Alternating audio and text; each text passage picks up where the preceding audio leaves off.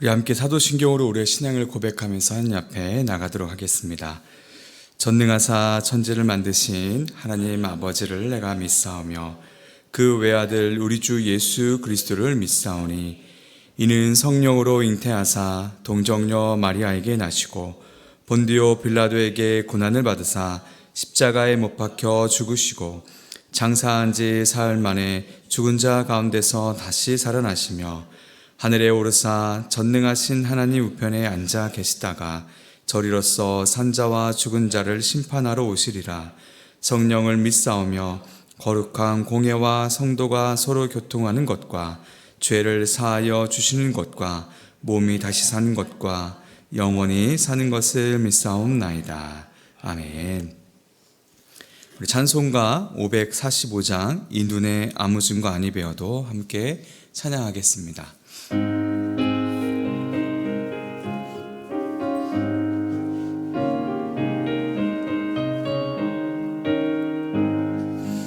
이 눈에 아무 증거 아니 배어도 믿음만을 가지고서 늘 걸으며 이 귀에 아무 소리 아니 들려도 하나님의 약속 위에 서리라.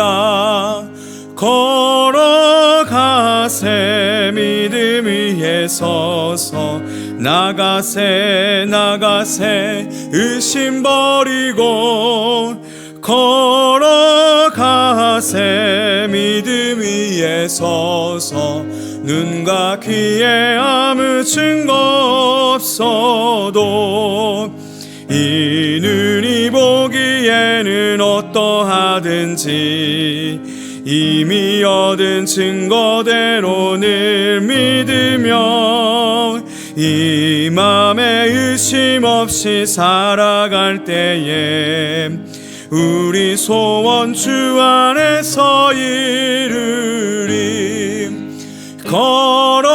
걸어가세 믿음 위에 서서 나가세 의심 버리고 걸어가세 믿음 위에 서서 눈과 귀에 아무 증거 없어도 주님의 거룩함을 두고 맹세한 주 하나님 아버지는 참 미쁘다. 그 귀한 모든 약속 믿는 자에게 능치 못할 무슨 일이 있을까. 걸어가세 믿음 위에 서서 나가세 의심 버리고 걸어가세 믿음 위에 서서 눈과 귀에 아무 증거 없어도. 아멘. 오늘 함께 살펴볼 말씀은 창세기 14장 1절에서 16절까지 말씀입니다. 창세기 14장 1절에서 16절까지 말씀입니다. 우리 교독에서 하나님 말씀을 함께 받겠습니다. 제가 먼저 읽겠습니다. 당시에 시날 왕 아므라벨과 엘라살 왕 아리옥과 엘람 왕 그돌라오멜과 고임 왕 디다리, 소돔 왕 베라와 고모라 왕 비르사와 아드마 왕 시납과 스보임 왕 스마벨과 벨라 곧 소알 왕과 싸우니라. 이들이 다 시딤 골짜기 곧 지금의 여매에 모였더라. 이들이 12년 동안 그돌라오멜을 섬기다가 제13년에 배반한지라. 제14년에 그돌라오멜과 그와 함께한 왕들이 나와서 아스드롯 가르나임에서 르바 족속을, 함에서 수수 족속을, 샤워 기라다임에서 엠 족속을 치고 호리 족속을 그 산 세일에서 쳐서 광야 근방 엘바란까지 이르렀으며 그들이 돌이켜 엠미스밭 곧 가데스에 이르러 아말렉 족속의 온 땅과 하사손 다말에 사는 아모리 족속을 친지라. 소돔 왕과 고무라 왕과 아드만과 스보임 왕과 벨라고 소아랑이 나와서 시딤 골짜기에서 그들과 전쟁을 하기 위하여 진을 쳤더라. 엘람왕 그돌라오멜과 고임왕 디달과 시나랑 아므라벨과 엘라살 왕 아리옥 네 왕이 곧 그 5 왕과 맞서니라. 시딤 골짜기에는 많은지라 소돔 왕과 고모라 왕이 달아날 때에 그들이 거기 빠지고 그 나머지는 산으로 도망하매 네 왕이 소돔과 고모라의 모든 재물과 양식을 빼앗아 가고 소돔에 거주하는 아브람의 조카 롯도 사로잡고 그 재물까지 누락하여 갔더라.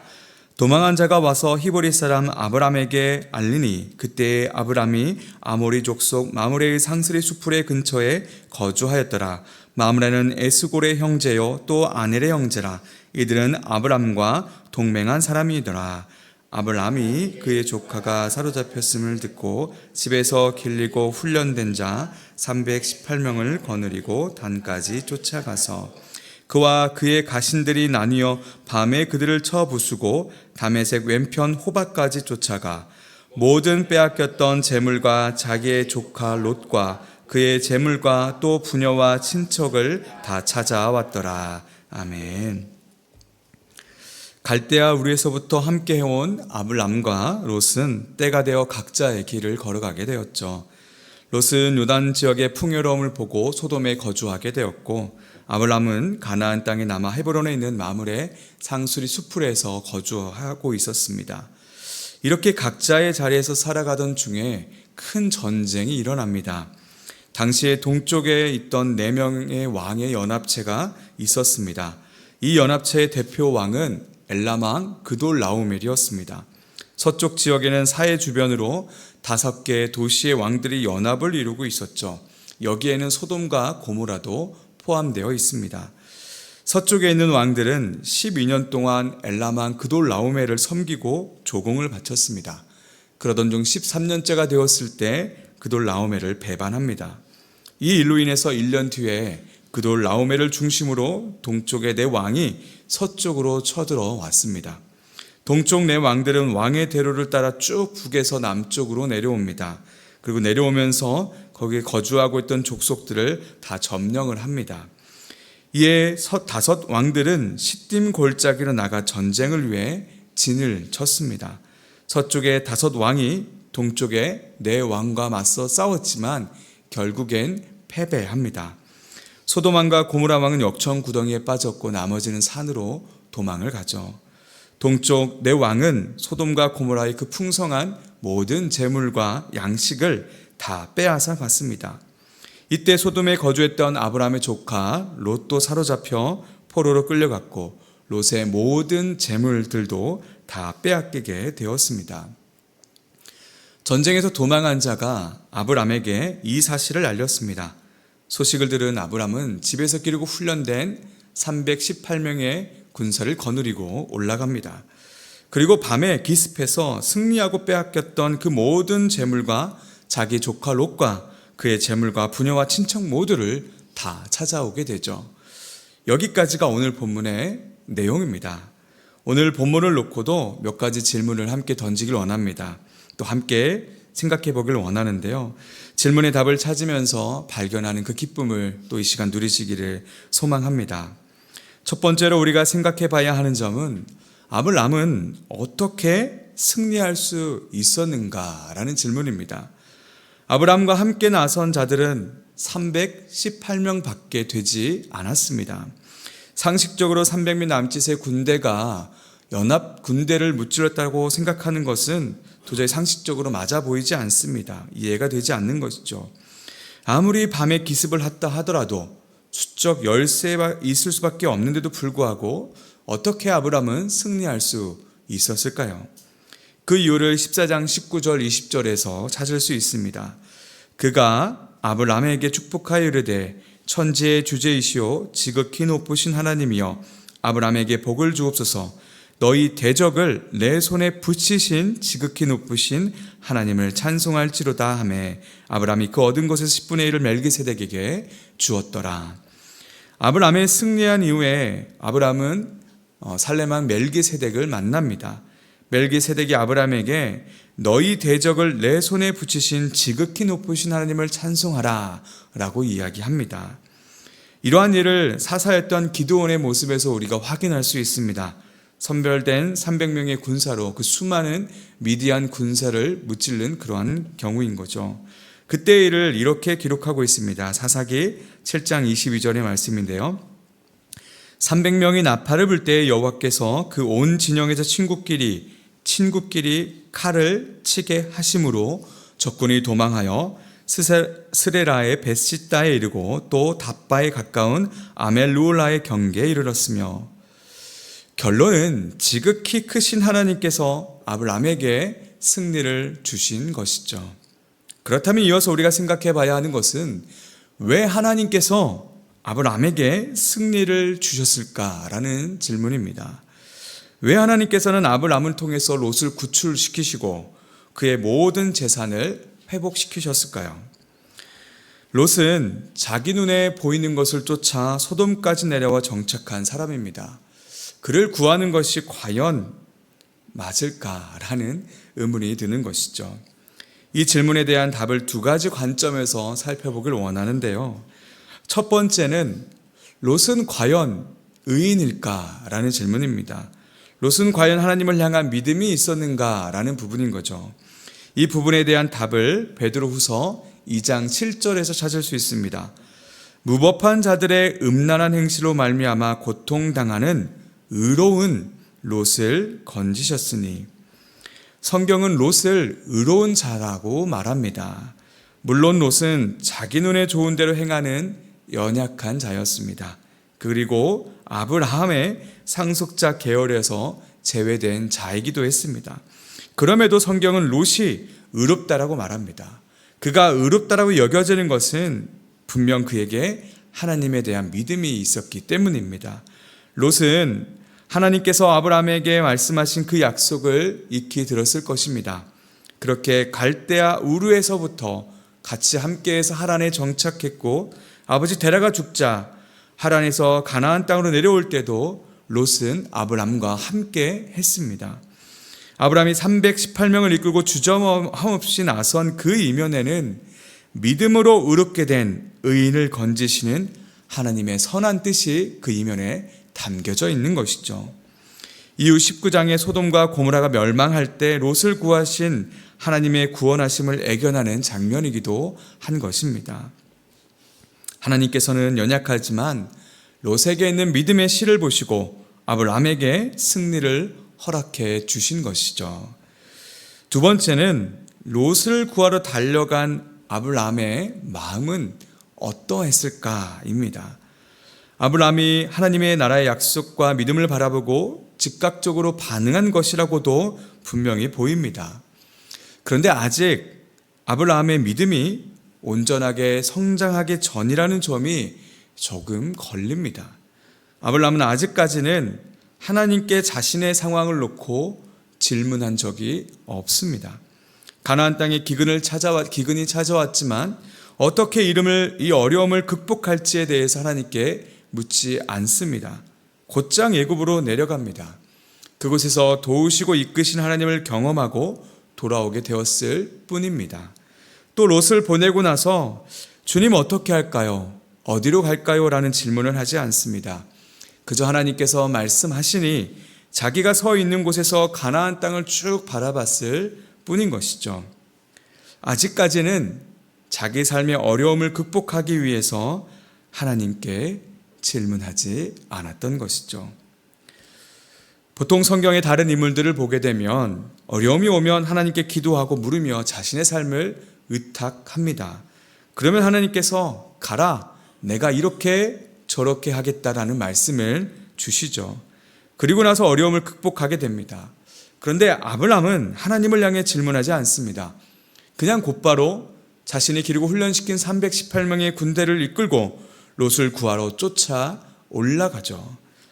아브라함이 하나님께 물으며 질문하는 장면은 18장에 가서 나옵니다. 아브라함이 아브라함으로 이름이 바뀌고 하나님께 소돔을 위하여 기도하며 질문하며 구하는 것이죠. 이 일 이전에는 아직 하나님께 아브라함이 기도하거나 묻지 않습니다. 그래서 롯을 구하러 달려가는 아브라함의 마음은 하나뿐인 혈육에 대한 애착이 조금 더 컸다라고 보입니다. 그럼에도 하나님께서는 아브라함에게 승리를 주시죠. 왜 그러셨을까요? 그 이유를 창세기 19장 29절 말씀을 통해서 우리가 확인할 수 있습니다. 하나님이 그 지역의 성을 멸하실 때, 곧 롯이 거주하는 성을 엎으실 때에 하나님이 아브라함을 생각하사 롯을 그 엎으시는 중에서 보내셨더라. 소돔과 고모라를 멸망시키셨을 때 롯을 구하신 하나님의 마음입니다. 하나님이 아브라함을 생각하사. 하나님께서는 아브라함의 마음을 보셨습니다. 아직 아브라함의 믿음이 온전하게 성숙한 모습은 아니었죠. 그럼에도 하나님께서는 아브라함의 마음을 보시고 승리를 이끌어 주셨습니다. 시편 7편 9절에 시인이 이렇게 고백합니다. 의로우신 하나님이 사람의 마음과 양심을 감찰하시나이다. 하나님께서는 아브라함의 마음을 아시고 그의 마음을 보살펴 주셨습니다.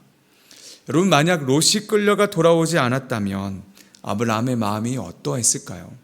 얼마나 무너지고 힘이 들었을까요? 뭔가 자신이 먼저 가라고 한 그 마음의 자책감을 가지고 어려워하지 않았을까요?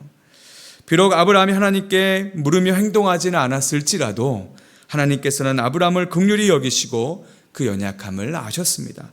그리고 아무 말씀을 하지 않으시고 친히 이끄셔서 사사 기드온이 300명을 가지고 미드온을 물리쳤던 것처럼 318명의 군사를 가지고 그 연합군대를 물리치고 승리를 선물해 주신 것이죠. 사랑하는 여러분, 하나님께서는 아브라함에게 승리를 주셨습니다. 그 이유는 롯에게 있는 믿음의 씨 때문이었죠. 비록 롯이 자기 눈으로 살아간 자였지만 처음 갈대아 우르를 떠나왔던 그 믿음 때문이었습니다. 연약하지만 부족하지만 구원에 있어서는 그 믿음이 충분한 것이죠. 또 하나님께서는 아브라함의 마음을 아시고 승리를 선물해 주셨습니다. 하나님께서는 아브라함의 연약함을 아셨고 그것을 인정하시며 돌봐주시고 붙들어 주셨습니다. 그래서 그 마음이 상하지 않도록 보호하시고 믿음의 아버지로, 믿음의 조상으로 성장하도록 하나님께서 이끌어 주신 것이죠. 하나님께서는 우리에게도 순종을 요구하십니다. 굳건한 믿음으로, 말씀에 순종함으로 사랑의 열매들을 맺어가시길 원하십니다. 그러나 우리는 연약합니다. 그래서 자주 넘어지고 성경에는 자빠지기도 했다라고 기록하죠. 그럼에도 우리를 향한 하나님의 사랑은 끊어지지 않는다는 것입니다. 우리 안에 있는 겨자씨만한 믿음 때문에 하나님은 늘 우리를 붙드시고 이끌어 주십니다. 우리의 연약함으로 실수할 수도 있습니다. 하나님께 묻지 않고 질문하지 않고 기도하지 않고 행할 때도 있습니다. 그럼에도 하나님께서는 우리 마음을 감찰하심으로 다 아시고 우리에게 가장 선한 길로 인도해 주시고 이끌어 주십니다. 비록 우리 눈에는 실패처럼 보일지라도 하나님의 관점에서는 그것이 최선이고 최고의 승리인 것이죠. 어떠십니까? 우리의 연약함을 인정하길 원합니다. 그리고 그럼에도 우리를 붙드시는 하나님을 신뢰하고 확신하시기를 간절히 소망합니다. 우리 마지막으로 로마서 8장 38절 39절을 함께 읽고 예배를 마치겠습니다. 자주 인용하고 우리가 너무나 잘 알고 사랑하는 메시지죠. 함께 읽겠습니다. 시작. 내가 확신하노니 사망이나 생명이나 천사들이나 권세자들이나 현재일이나 장래일이나 능력이나 높음이나 깊음이나 다른 어떤 피조물이라도 우리를 우리 주 그리스도 예수 안에 있는 하나님의 사랑에서 끊을 수 없으리라. 아멘. 우리에게 승리를 주신 하나님을 기대하고 또 오늘 하루도 그렇게 걸어가시는 우리 모두가 되기를 간절히 소망합니다. 이 시간 함께 기도하겠습니다. 첫 번째 기도하기는 연약한 우리가 아닌 하나님의 계획 속에서 이미 우리에게 주어진 승리를 바라보도록 우리를 인도하여 주시옵소서. 또 두 번째로는 우리의 마음을 아시고 우리에게 가장 선한 길로 인도해 주시는 주님을 바라보도록 우리를 인도해 주시옵소서. 또 마지막 세 번째로는 이웃과 나라와 민족을 위해서 기도할 텐데요. 취업과 실직과 경제적 어려움을 겪고 있는 이들을 위로해 주시고 또 다시 일어설 수 있는 은혜를 부어 주시옵소서라고 우리 함께 이 세 가지 기도 제목을 놓고 기도하며 나가겠습니다. 하나님 감사합니다. 오늘도 주님께서 또 귀한 말씀으로 우리를 또한 아버지여 이끌어 주시니 감사와 찬양을 올려드립니다.